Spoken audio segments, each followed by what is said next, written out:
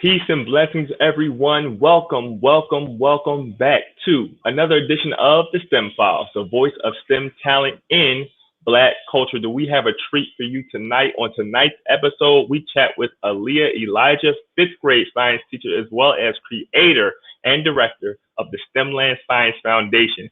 Tune in for more awesome content after this, man.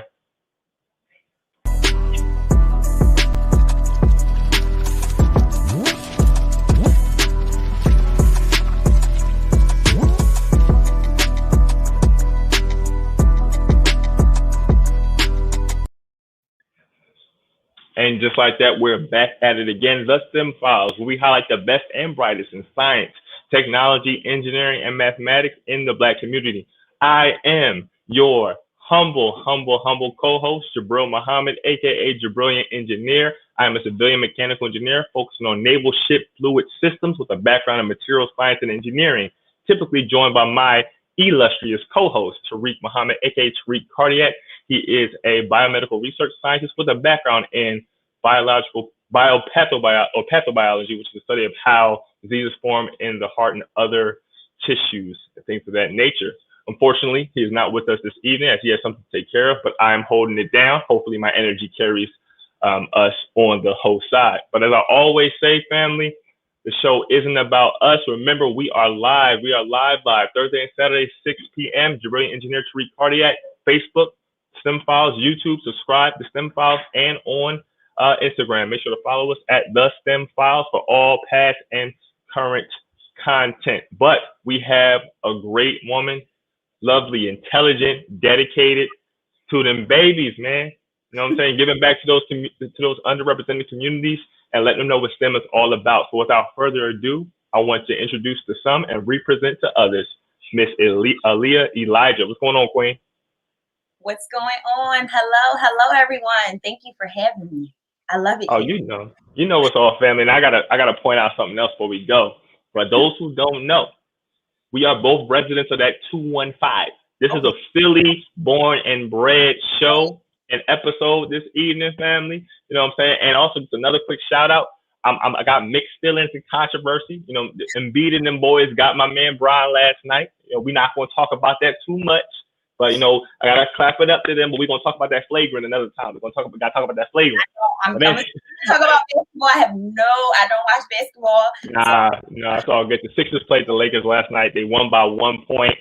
And I'm a big LeBron James fan. But I grew up a Sixers fan, so I was just like, all up in there. So it was a great game nonetheless. But we want to get into your story. So just talk to us a little bit, Aaliyah. You know, who are you? What do you do? Bit of your background, and then kind of bring us into STEM land as we continue our questions. All right. So my name is Aaliyah, of course, as stated. Right now, I am a fifth grade teacher. I've been a fifth grade teacher for going on 2 years now. I've always been a teacher, not in a school setting, but just daycares. I grew up wanting to be a teacher. I think I got it from my grandmother. She was a teacher for a very long time in the Philadelphia School District. So I'm kind of following her footsteps, but I feel like it's always been in me. I always try to. I think I tell the story all the time. But when I was younger, I used to try to play school, but really play school. Like I was always a teacher, and so yes, I'm a fifth grade science teacher currently, virtual, of course, unfortunately. And about 3 years ago, maybe 2.5, I started the STEMland Science Foundation, which thank you. You're very welcome. Side effects. So yeah, I started that because just of the need of STEM in Philly and really any inner city area. I just feel as though I just needed to bring it. I went to Millersville. Millersville is where I kind of found out about the STEM field when it was emerging, coming into, you know, the arising and things like that. So I heard of it. I'm like, okay, so what is STEM? And I took it in as my minor, and I graduated with a STEM minor. And I said, you know what? It's in Millersville, you know, the rural areas in York, PA, Lancaster, PA, all those areas. And I come back to Philly and I ask like my nephew or just any school age, you know, inner city Philly. I'm like, what's STEM? They're like, what's them? And I'm just like, it just opened my eyes to like things, the opportunities that we don't even see that's out Right. there. That Right. certain, kids that's school age in different parts just of the state, that we don't get those same opportunities. So I say, you know what? I gotta find something. I gotta find a way to bring this into Philly, to the inner city area. So then came the STEM Land Science Foundation, and it is here. We are 2 years in, still kind of getting our feet wet, to be That's honest. right. That's right. But we're not giving up. We're gonna be here now and forever. So yes, that's me.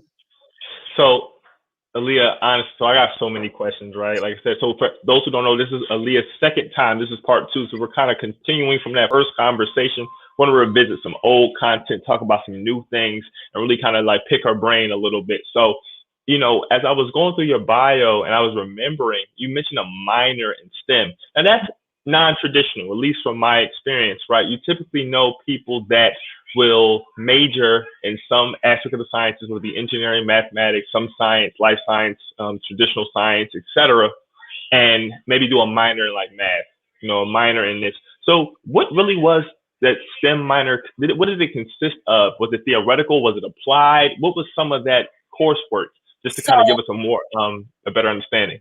That's actually a great question, because I think it's a misconception about what STEM is, especially just for like the general public that kind of just getting to know what STEM is. I think most people are like, STEM is just science. Like you're a scientist and you're just, you just do science all day long. And it is science. Okay, it is science. But it's more to it. It's like integrating those four subjects of science, technology, engineering, and math, but on a elementary school level, right? Introducing it to students at a younger age, making it fun, making it creative, using design challenges, right? I know you're an engineer, you know what a design challenge is.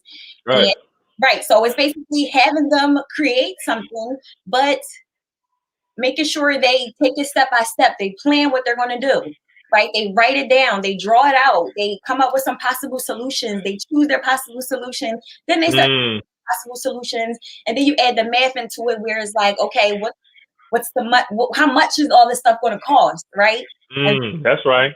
they're really starting to build, and then that's the engineering. So it's really taking all four of those subjects and putting them into just a curriculum. And students, they love it because it's more geared, it's hands-on, right? They use critical thinking, and it's just fun. It's more engaging than just the typical, like, I'm just standing up there and teaching. Like the 2 years that I have been teaching at the school that I'm at, I have never stood up in front of the classroom and literally said, that's just not how, you can't teach science that way.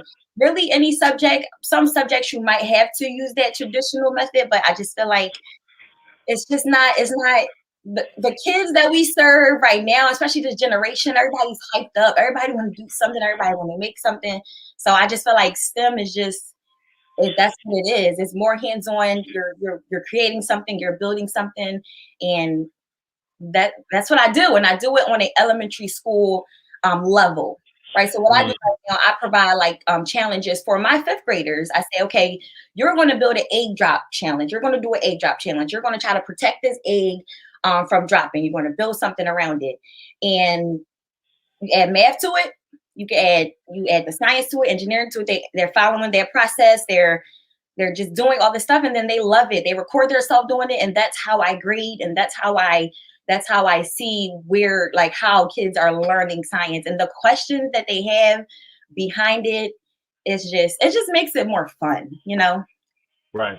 Absolutely. Yes, man. Thank you so much for that, family. Y'all don't get to these comments, get your questions, like, comment, share. I need this all over y'all social media platforms. Share the pages, right? Tell your cat, tell your aunt, tell your cousin, your mother, your sister.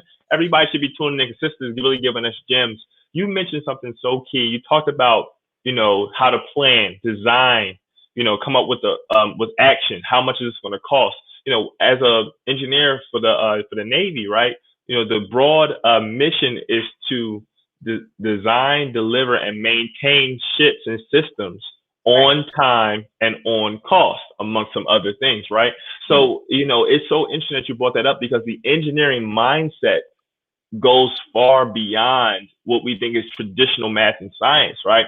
You have to think very system oriented. You have to think about schedule. You have to think about teams and the inner workings of teams. You have to think about, affordability, being agile, adaptability, right? So the engineer is simply one, and is really all the other science. They solve problems and they think critically inside and outside the box to be able to deliver a very novel and effective solution. So I love that you're doing that with them.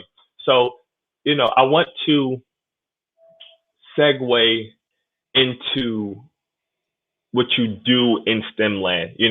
I've seen a lot of content with your workshops, right? And you serve, and I'm gonna be honest, we're gonna get right to it. When we talk about underrepresented groups, in large, we're talking about Black children, Yep. right? We Yep. might have some other sprinkle here and there, but it's Black children who look like you and I. What goes into designing and delivering an engaging and effective STEM workshop, right? From your experience, what has been the best practices you've developed and for the workshops that's going over very well? Well, first things first, definitely just being relatable, right? I would say that's the second thing. The first thing is just that wow factor, right? Because I've done multiple workshops when I walked in and they were just like, what is she doing here? Like, what does she got to do? But then I showed them something. I'm like, okay, so look at this robot. Or I did a explosion or something like that, a chemical reaction. There was like, okay, now she got my attention. And then now that I got their attention, I'm like, okay, I have your attention. Now that's when I'm going to start becoming relatable and saying where I come from and just saying what I'm doing and how I should have started, how I didn't even, science was not like a prominent thing that I loved growing up. It's something that when I got to college, I'm like, why wasn't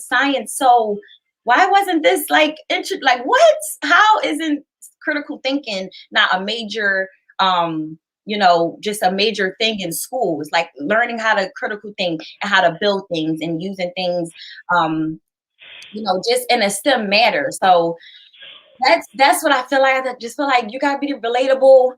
Just make it fun. Allow them to ask the questions. Don't come in and think you know everything and just and I'm also thinking as a fifth grade teacher because it goes all across the board. I do host workshops, but I still am a fifth grade teacher and I still use that thinking in my teaching. The same thing I do in my workshops, I still try to pull it into my teaching. And I'm always just like, so what do you see right now? And it's hard virtual. We'll talk about that though. Like it's hard for me to do any type of like really get that interaction and hands-on things while I'm virtual. But all I can do is just think back when I was in the classroom, right? And just having that interaction. Right. And I remember the day I brought in earthworms and they were like, ew, why you got earthworms? What are you doing with earthworms? Right. All of my scholars were in their seat and they were engaged. And they were like, what? I'm supposed to touch that?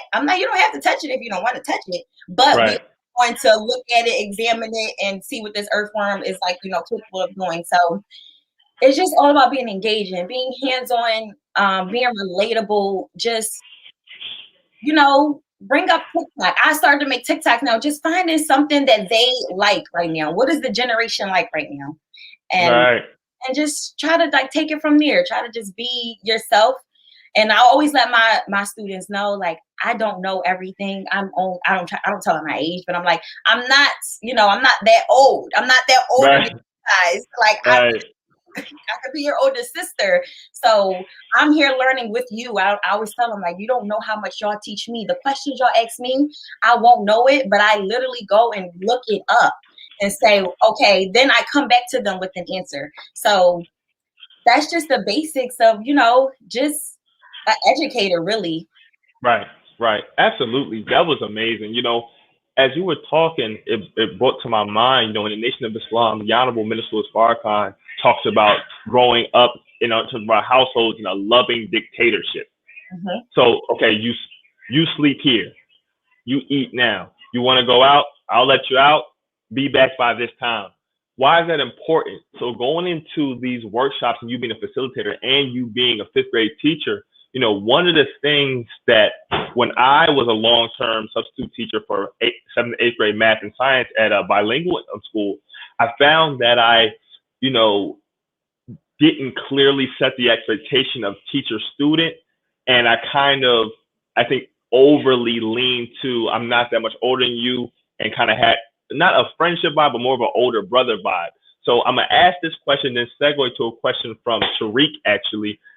How important is it to set expectations at the beginning of class or at the beginning of a workshop so as to capture your students' attention and make sure that they're put in the best position to succeed and gather what it is you're trying to impart? Great question. So it is a little bit different while I'm doing workshops and teaching, because sometimes when I'm doing workshops, I do have parents there.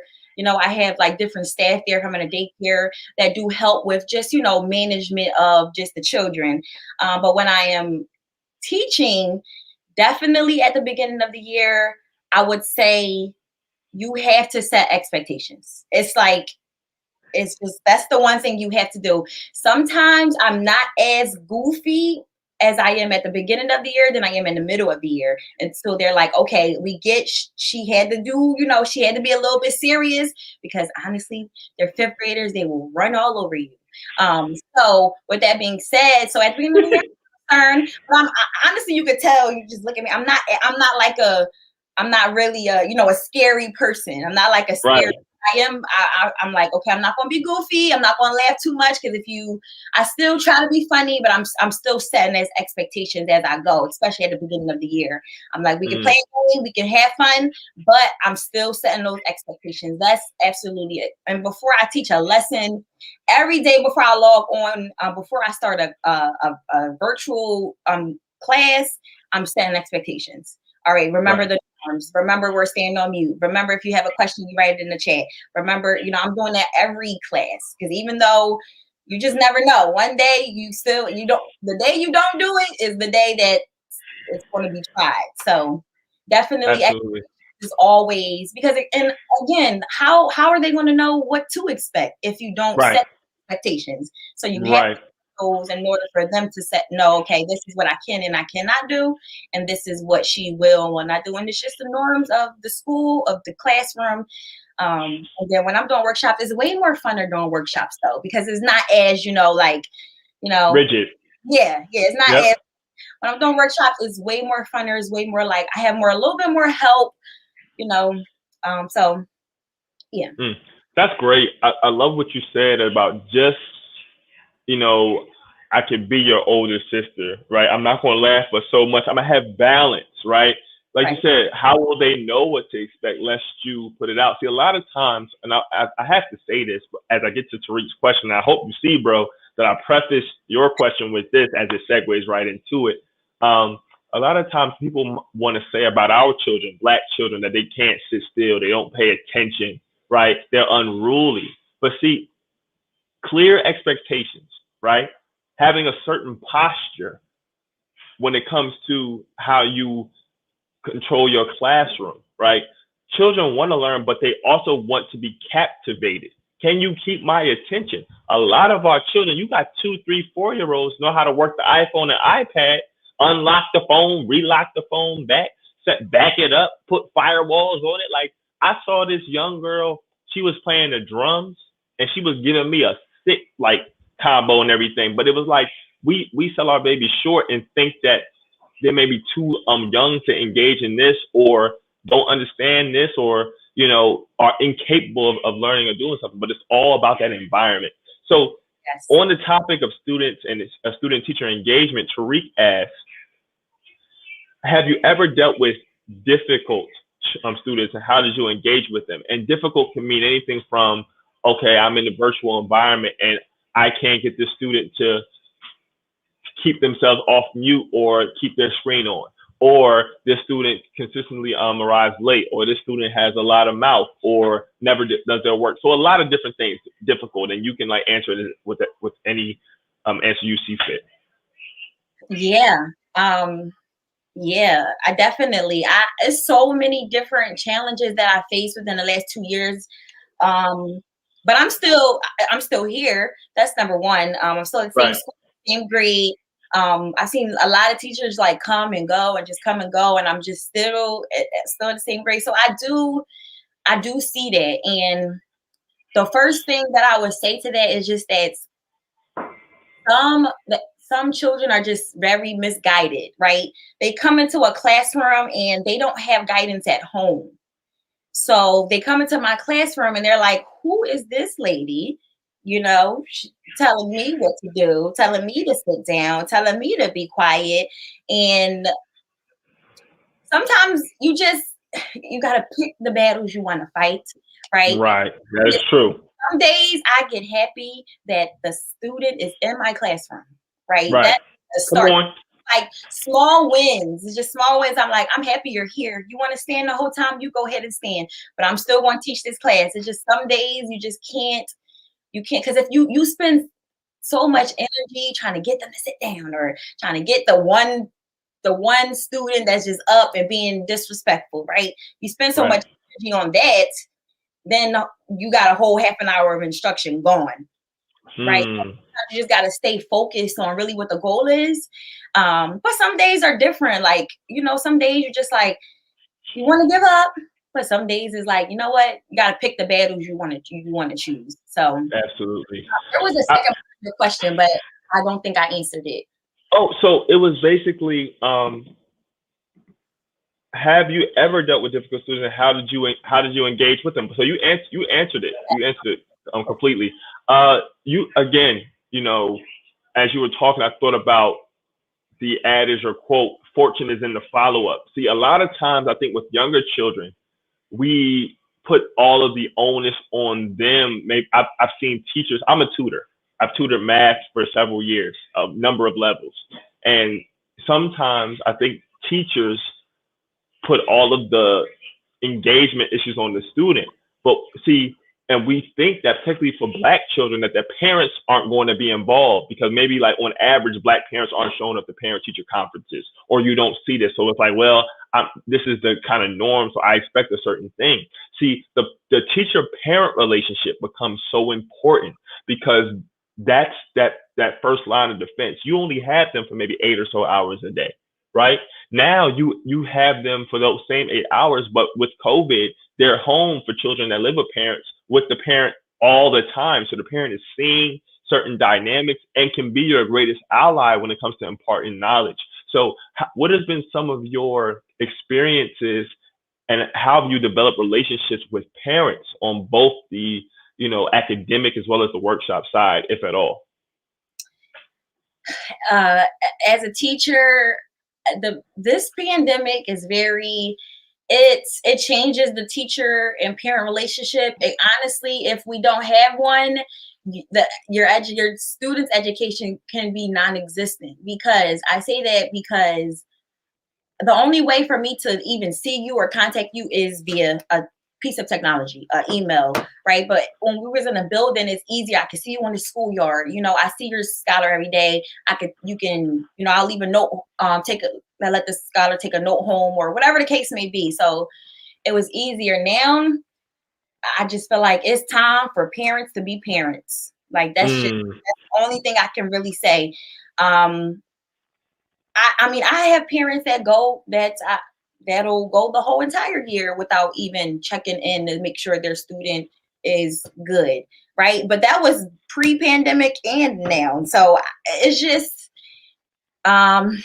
it's hard as a teacher, especially it's tiring, especially because like every day, if a scholar don't show up, I have to call or I have to send a text message. Like I'm constantly on my phone. I'm constantly behind the computer screen all day long, right? So when I mm, have issue contact, it's just building the relationships are difficult, but it's very, very important. Even when they don't respond, I still have to call. I still have to call because that's number one. At the end of the day, that is my job. But I mean, it's a hard topic, especially mm. because what I see every day, like parents gets upset sometimes. just because they're like, I don't understand why the computer, they're mad at the computer, they want to throw the computer out because it's not working. It's just, yeah, it's hard. It's hard to build the Yeah. relationships. I'm doing it. I do have some parents that's like, it's like you're always on it. And there's some parents that just is like, I don't know how to do this, and I don't know. So yeah, it's hard. Listen, man, I tutor, my niece right now, as well as another young lady who goes to my alma mater. She goes to Carver. And, I find myself not necessarily with them, but when I'm offline, I'm talking to my wife. I'm so passionate because, for me, STEM is the key to really unlocking Black children's minds to their history, their present, and their future. Right? I talk wholeheartedly, and I reiterate this, that Black in STEM is, yeah, it's good, but Black is STEM. It always has been, right? So when we're talking about that engagement, I think when I try to talk to young Black children and children in general, yes, I let them to know that science is all around you. It is the very fabric of existence, right? So your ability to be adept, proficient, advanced, expert in just one of the STEM fields, STEM areas, is to really touch the very fabric of existence. You know what I'm saying? It allows you to gain a very intimate relationship with your surroundings. And for our children, right, it smashes the impossible, right? It takes away the excuse that I can't do. And then you start to go to war with yourself internally, that you had a poor self-concept, but then I know science, and science says that what I put in, I get out. Right. Science says that, power is predicated on how much work I can do over a certain amount of time. So the more work I put in and the quicker I do it, man, I'm powerful. That means I'm moving forward. So when I think I'm not going anywhere, that don't compute. You see what I'm saying? So when you start talking to our babies like that, you start to really inspire in them, I can do this. So thank you for that and everything. And, STEMland definitely embodies that. So let's get back to STEMland a little bit, from that point.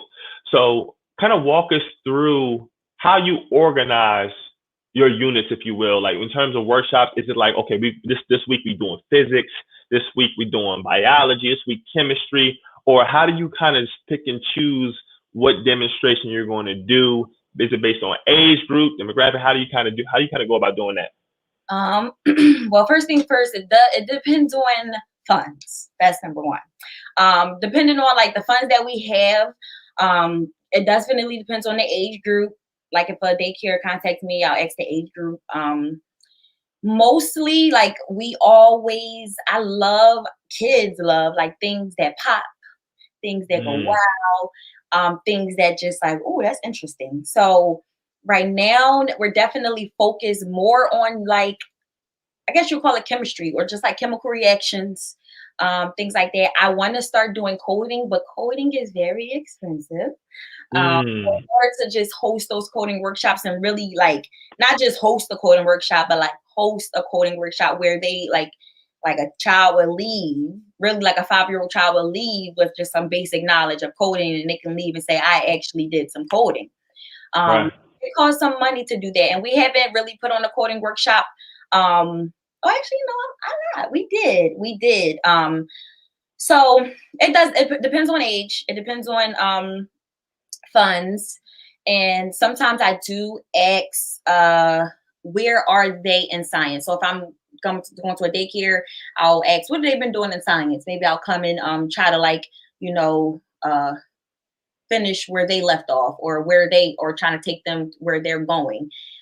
So it definitely do depend on it's a couple factors that we have to look at and say, okay, this is what we'll do. But most people would just say, I want you to come in and just do what you do, because we see what you do. We just come in and do what you do. So I'll just choose like a one that'll give that wow factor, and I'll go do that. But because we're virtual, it's been hard. We are hosting some virtual workshops. I don't know how they're going to go, but I'm like, let me just try it. see how it go. And if it fails, it fails, and if it don't, we'll just do more. So, You know, you mentioned something. If it fails, it fails. If it doesn't, great. You know, you hear some people so many times talk about those who are successful have just failed more than others. mhm, You know, failure tends to be, or really is, a stepping stone. It's like, especially when you're in the sciences. How many times before a major discovery do you think a person failed? Or how many things that we hold as household just names, right, were accidents or perceived failures? right. No, to my knowledge, I don't think the potato chip was like supposed, that was like something that people did on purpose. Actually, correct me if I'm wrong, but I believe that was an accident. And look where we at now. You sell chips everywhere, right? So, you know, as we're thinking about those types of things, talking about failure and everything, and talking about, I lost my train of thought. Hold on, hold on. It'll come back. It'll come It'll back. come back. Talking about that. So I love how you talked about, oh, yes, got it. Woo, come on now, brain.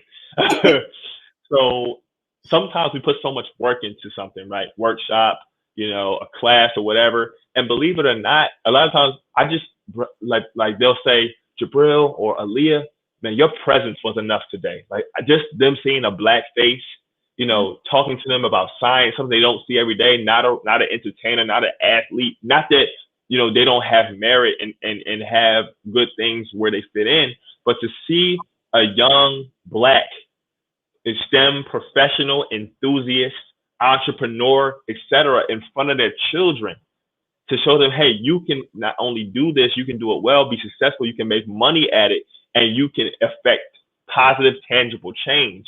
Like sometimes just us being physically present Literally. sends shockwaves, right? And that's, So, you know, that's awesome. Right. Go ahead. I was just gonna say that's literally just to say the least. Like the representation is like the most important. And I'm happy Hmm. that like my students see, I told them every day, literally probably every morning, every in our morning meetings, I'm like, I'm just happy that I can sit here and serve y'all. Do you understand that? Like this wasn't a thing like a couple not too long ago where I could just sit here and serve some black kids in Right. school. So I just Right. get about that, and then I think about who I look up to also, right? I look up to Michelle Obama, right? I'm happy Mm, that Kamala's in the White House, right? I'm just happy, mm, especially Michelle Obama, because like she doesn't come off like I'm so perfect. Like mm. I always tell my students, I am not perfect. Okay, there's going to be times where you're going to ask me something and I may not know the answer. But at the end of the day, we both now, after you ask me that question, I don't know it. Then now we're both learning something, right? Mm. So we've learned Right. something now. We know it. From now on, you don't have to ask that question no more. So it's like Right. you learn by asking questions. You learn by engaging. You learn. Students learn best with their peers, right? Just Right. working together, having conversations. So yeah, it's about that representation. It's about just who do you look up to? Right. Like Right. major question, who and why? Not because oh I look up to Lil Baby because he the best rapper in the game, but like really why though? If you really look up to Lil Baby, why? Like what is it about him that you really want to be like, or that you say okay like I could be like him? You know, Right. it's important to really just know, like especially at a fit at 10, 11, but some of them were going on 12, just like okay what do you want to be and like why, right? Right. How can Right. you do that? Just really like pulling on their brain a little bit and just having, I'm always having conversations with them, always. It don't even have to be about science, it don't even have to be about school, but we'll stay on a link and just chat, and they're just like, so I got this science kit for Christmas and I did this, and I'm just like just sitting there Right. smiling like, wow, you're Absolutely. just coming Absolutely. up with just telling me certain things, so Absolutely. Like you said, like as you were talking, you were lighting up. You couldn't see your face, but I could see your face, or you can see your face, but like, you dark. know, you definitely can tell when you're passionate. It's so crazy. The passion is already taking us halfway through the show. Family, again, I hope you're enjoying the gems being dropped. This is the STEM Files, the voice of STEM talent in Black culture, every Thursday and Saturday at 6 p.m. It's your brilliant engineer, typically joined by Tariq Cardiac with the lovely and intelligent Aaliyah Elijah of the STEMland Science Foundation tonight. Family, we want to highlight the parent company of the STEM Files, Original Man Scientific. Now, why is this important? You know, Aaliyah represents a black-owned, her-owned entity, STEMland, and their goal to basically get young people and underrepresented communities engaged in STEM. Original Man Scientific also was involved in that same way. Black-owned science and technology company geared towards delivering the advantages of R&D to your community. So Aaliyah got them all engaged, right? She got them interested in learning about STEM. But what happens when that child or that person now wants to invent something or has an idea of an innovation on a current invention? That's where Original Man Scientific comes in. We look to get on the external side, right, in terms of external services, things like app development, product design, right, product prototyping, manufacturing, etc., shipping container solutions. We're also internally coming up with our own IP in terms of research and development in the life sciences and others to deliver real-time solutions to the community. So then, right, when you bring that child in, now you can align it with in an apprenticeship with access to equipment, access to mentors, access to personnel, and protect their intellectual property so that now they can reap the benefits monetarily and other of their invention generations to come. So you kind of start to see how that STEM pipeline in terms of outside of corporate America begins to work, from interest and engagement to an actual desire to bring something to fruition and then get that protected down the line. So, we're working in different avenues, but it's really hand in hand. So, Right. And Aaliyah knows that in terms of like the relationship that we've had over the couple years we've known each other, and she's continuing to do great things. Let's talk about, the elephant in the room, COVID, right? So, pre-COVID, you taught and you conducted workshops in a certain way, physically, right? Yep. Post-COVID, things are virtual. What has been some of the main major challenges in this transition, and how are you using your STEM background, know-how, that scientific mindset to overcome those obstacles to still give value to your students? It's been a major challenge. First things first, technology. We love technology. It's great. We use it every day. We need it every day. Obviously, school would not be happening if we didn't have technology. Right. But technology has its downfalls. It's like it can be good one day and the next day the internet is down and I don't see none of my scholars, because how would we be on if we don't have the internet? Right. That's the major challenge. That's one of the challenges, is just now I see how IT guys feel, right? When you call an IT guy, they're like, my laptop's not working. And now I see how I feel, because when my scholar is like, this is not working, I'm clicking on this, and I'm just like, you have to slow down, because I don't see what you see on your screen. And you're not, I use a MacBook, right? And they're using a Chromebook.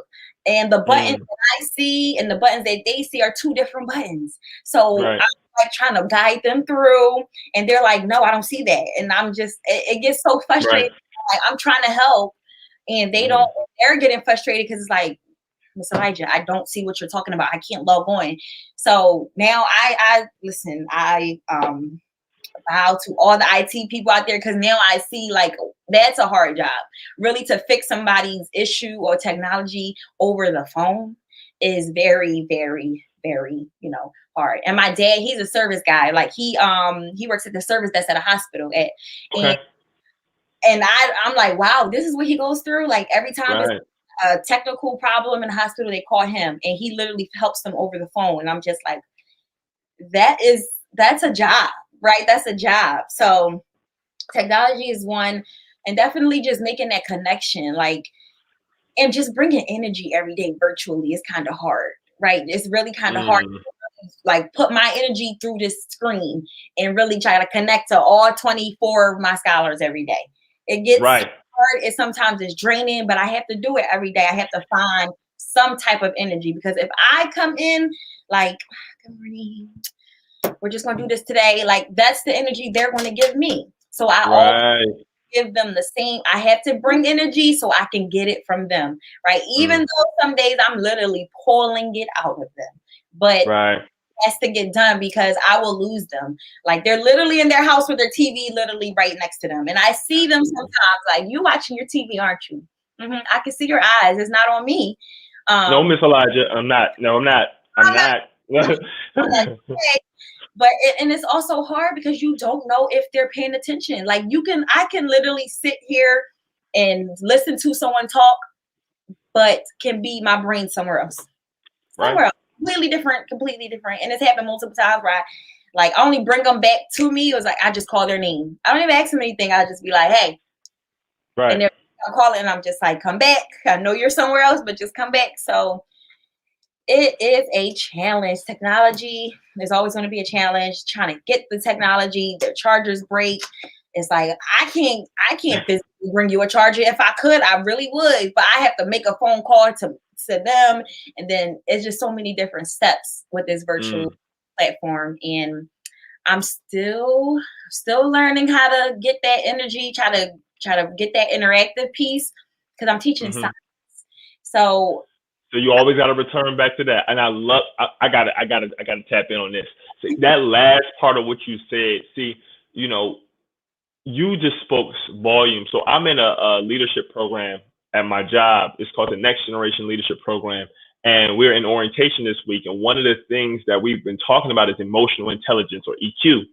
And you were talking mad metaphysics when you were talking about the energy and how, you can choose how to present yourself. So for example, I've been every day for 4 hours a day in a very intense virtual orientation, right? I got off today about 4:30, 5 o'clock, you know what I'm saying? And, got myself together. I'm on here with you. Now I knew the energy was going to be crazy, but I had in my mind, I'm mentally drained, right? But I'm I have to choose to bring a certain energy.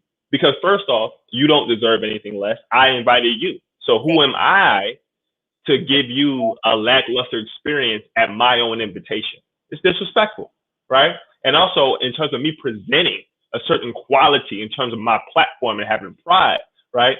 And showing people how much I love this, I have to be present. So you did that. And also I mentioned something about carrying your own atmosphere. See, when you have a certain charisma, right? You start to literally be able to affect people's own states of mind by your physical presence.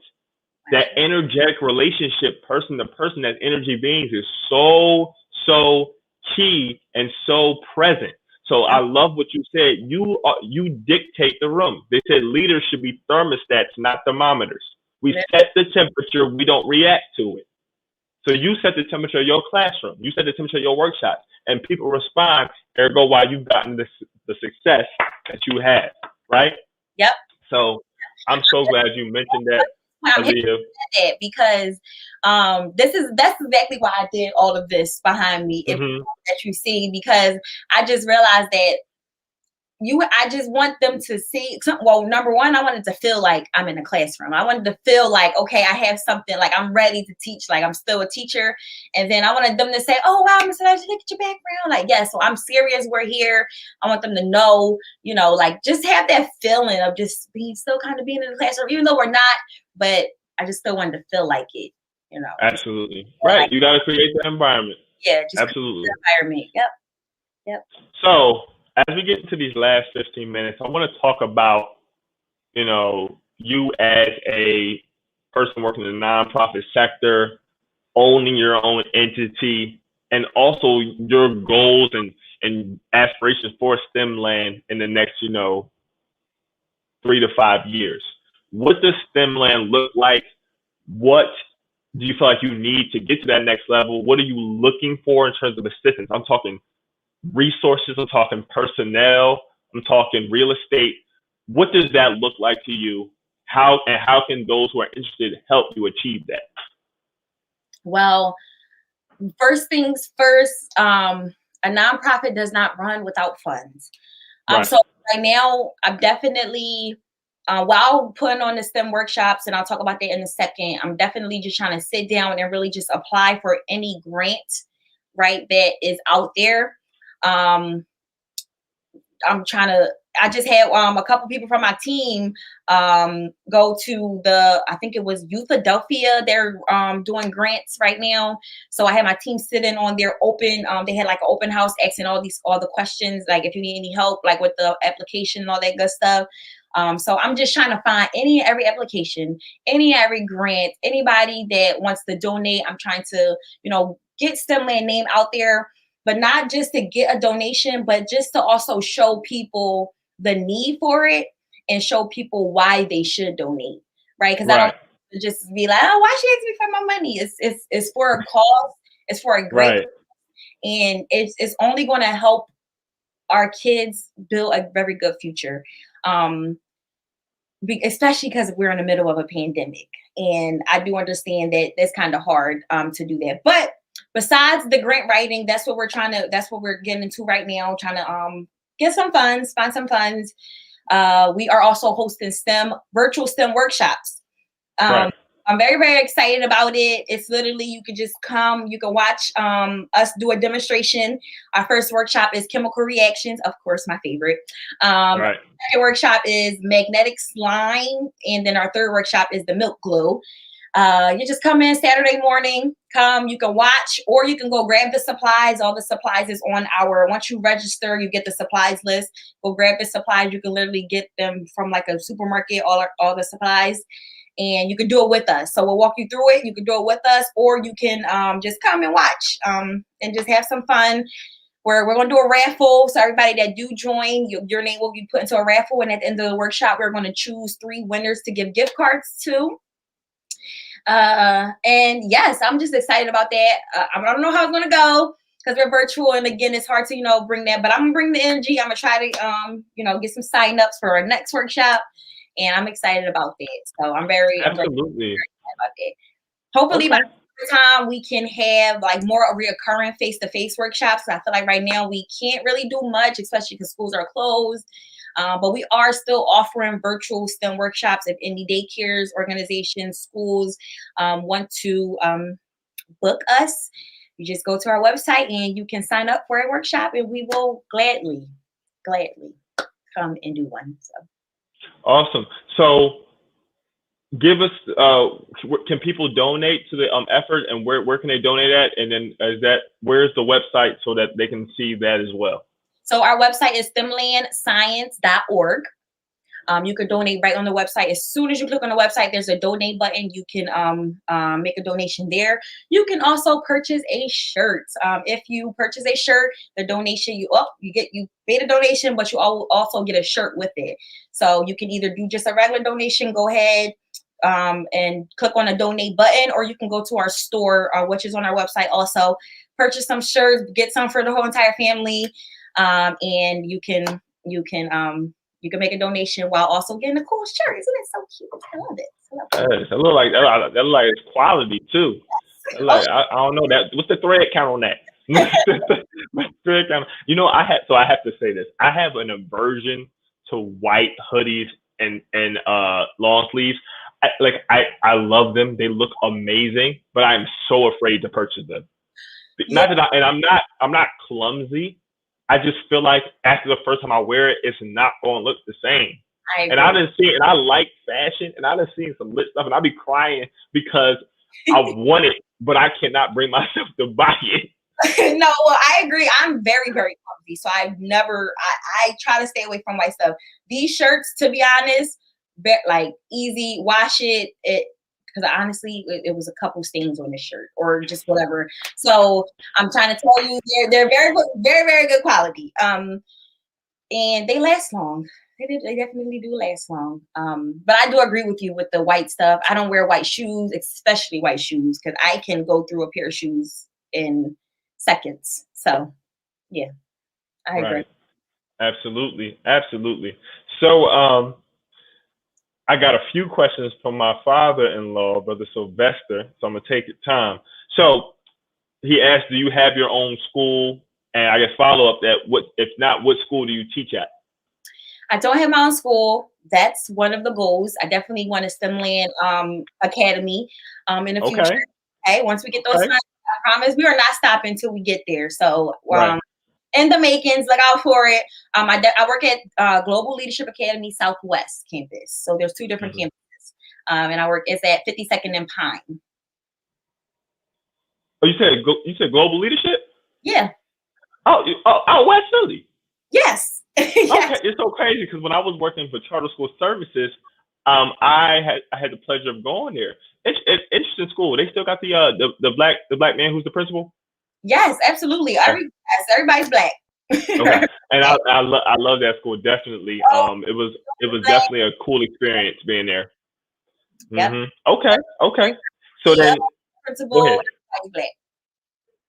Absolutely. So then he said, also, how do we sign up? So then if you go back to this site, I'm assuming you can also find out more information and sign up for any of the sessions at stemlandscience.org, correct? Once you go to that website, click on virtual workshops, and then it'll take you to our Eventbrite link. And then you can either sign up for all three right then and there, or you can just sign up for one, come to one. But I would definitely recommend signing up for all three, because it's a special surprise for all three. They're all going to be a little bit different. But yep, all information is definitely on stemlandscience.org. Okay. Awesome. Now, lastly, what I'm going to do is we like to call it a STEM file speed round. Ask you a series of questions, and it's not going to be extremely hard questions, but just try to get everyone to know a little bit more about you, maybe in and outside of science. So you ready? Okay. All right. First thing you do when you wake up in the morning? Brush my teeth. Brush your teeth. All right. Walking or jogging? Walking. Hot or cold? Cold. Favorite thing to cook? Spaghetti. Oh, pescetti. Okay. Sneakers or boots? Oh, depending on the time of year, boots. Okay. And do you have a favorite style of boot if you had to pick one? Uggs. Everybody that knows me know I'm in love with Uggs. Oh my God, you and my wife are like, so shout out to hubby. I just bought my wife some new Uggs. She's enjoying them. She got what's the type 2? What's the tall one? The tall, yeah. She said they're real comfortable. So I said, I did my job. All right. Yep. So, okay. All right. If you were stranded on an island and you could only have 3 albums to listen to, what would they be? 3 albums. Drake. Okay, Drake. What? Album. Gotta have it. Love him. Say it again.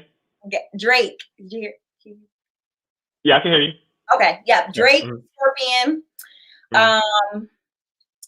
Lately, I kind of been listening to Jill Scott in the morning before I start teaching. Okay. I love her voice. Third album. Wow, I don't really listen to music lately, so a whole album or maybe a song. Either one. The song that I love right now that I've been listening to, that I listened to this morning, was Brandy, Best Friend. Okay. It's like a vibe. I like that song. We had a few people on that really bang with Brandy. Like, it's so crazy because like around the time when she was really hot, like I really wasn't into a whole lot of different music. So now that I'm getting older, that's interesting. Okay. So if you had the question again, come on, memory, right there. Come on.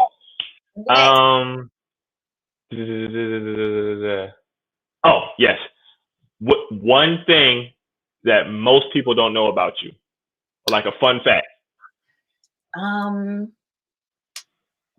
I wrote a book. It's not out yet. You? I wrote a book. Yes, I wrote a children's book. Yes. Okay. Yes. Is it on sale? Not yet. It's in the making. Okay. I'm so excited. I didn't want to say anything, but I'm like, it's coming. Oh, well, now we're gonna hold you accountable because it's out there. But I'm just everybody that heard you now. Yes. It's a children's book. It's about a young black girl. Really my niece. It's dedicated to her. It's all about her. She's a little fashionista, but in this book, she is a scientist. Well, she's a curious scientist that gets an idea, and the book just kind of just walks her through the engineering design process and what to do with her idea. So her mom kind of helps her out with the engineering design process to build a prototype of it, of her idea. And I can't wait. Hopefully, fingers crossed this summer. It should come out. I'll definitely let you guys know. So yes, it's coming. It's in the works. All right. A couple more questions. Okay. So, in your opinion, your best skill and your least developed or in need of the most opportunities for growth skill? My best skill is... It can be a hard or a soft skill. I can be in a room with a very diverse amount of people or type of people and just really connect with everyone for some reason. Like, I've noticed that about myself. I'm usually always the quietest person in the room, but I do that because I kind of like try to, fill everything out and then really just try to, go to where, kind of like what we like more, or whatever you want to say about it. But my least skill is I'm not very talkative. I'm very shy. And believe it or not, I'm very shy, but I do some loud things, like have a nonprofit, right? And host workshops with kids. But I'm very quiet. Very just laid back. I don't really like it because I have to come out of my comfort zone and really just get more comfortable with just talking to people. So it's like weird. Like, I can really talk to people one time. Like, I'll be quiet first and then I'll open up. But I'm trying to come out of my comfort zone and really just be more open to just being the first to speak when I'm in a room full of people. Okay. That I don't know, if that Like makes sense. it. Yeah. Okay, I feel you. Okay. Always got room for improvement. Yep. But they say typically the quietest people are the smartest. Mm-hmm. Like in the room, people who don't say much, they're typically the smartest. Yep. That's something to keep in mind. All right, I'm a remix this next question a little bit. Okay, 800 credit score or $4,000 a week guaranteed for the next 60 years. Oh gosh. Oh man. I definitely would take the credit score. Okay. Even though I feel like $4,000 a week for the next 60 years, who needs a credit score, right? I'll be fine. But then I feel like I'll have to wait to save that $4,000 to really get like my dream car, right? But I don't know. I'll take that credit score. Okay, it's interesting. I've had people say the cat. Now I say it's 60 years. I normally say the rest of your life, but we know tomorrow's never guaranteed. Yes. So I just took, I think, like the average lifespan, if you will, of somebody and said just guarantee whether you die in the next 60 years. I know for me, I take the cash because I know like I pay my debt off and I make that money work for myself and can buy things or put a large down payment on it. Yeah, like credit at a certain point understands, but I think a lot of times our people like put, I think, too much bearing on credit because we're used to not having. And I think the mentality is shift to how to get and then have is interesting. That's my thought process. Okay. Last couple. You got $4,000 in cash every week, So good point. That's a good point. Good point. But I love it. Okay. Last question. And then we will move to talking about our guests on Saturday. My name is Aaliyah Elijah, and I am an educator. An educator. Well, family, you heard it here. Part 2 of the STEM Files presents Aaliyah Elijah of the STEMland Science Foundation. Where can everybody learn more about you, Queen? Well, my at name is definitely Stemland Aaliyah with the underscore. So you can follow me on that. My nonprofit page is Stemland Foundation. So you can follow both. If you have any questions, you can email me. My email is up there also, elijah.aaliyah@yahoo.com. I am more than welcome to just asking or answering questions and things like that. So just Awesome. follow me. We have a couple things coming up, couple things, this workshops, and I'm very just excited about the future. And fingers crossed we are out this pandemic soon, if ever. But Absolutely. Absolutely. And sis, you always got the help of Original Man Scientific. When we only a phone call, a DM, a text away. Well, I'm a phone call. You got my number. You got all that. So we always willing to help. So, family, as we begin to close down, I want to tell everyone who our next guest this coming Saturday is. We have a wonderful, wonderful, highly educated individual, fellow University of Pennsylvania graduate, a seasoned registered nurse, as well as skincare specialist and lab technician, Leslie Mitch. She is also my aunt. Shout out to that family, that family pedigree. She's going to be coming on here talking to us about the science of skincare, the science of nursing, a bit going into her experience, her background, and we're going to be able to, have her wonderful presence on and kind of delve more into what she does. So, melanin magic all day. You got to make sure I keep it. This is the product of the products. You know what I'm saying? The products. Then she has her own products. Yeah, she has her own product line, so she's gonna go all into that too. The Luscious Lab. She's a certified lash tech. She has a number of different personal care, skincare. Yeah, she's on it. So she's gonna have her own. I might need her for one of my book interviews that I do. I don't know. Hey, listen, we're gonna set it up. So with that, family, there's nothing else. If you like our content, make sure to shoot us a blessing, if you will. Hashtag the STEM Files. And without further ado, this has been Brilliant Engineer of the STEM Files with Aaliyah Elijah. Tune in next time, this Saturday, 6 p.m. Standard Time.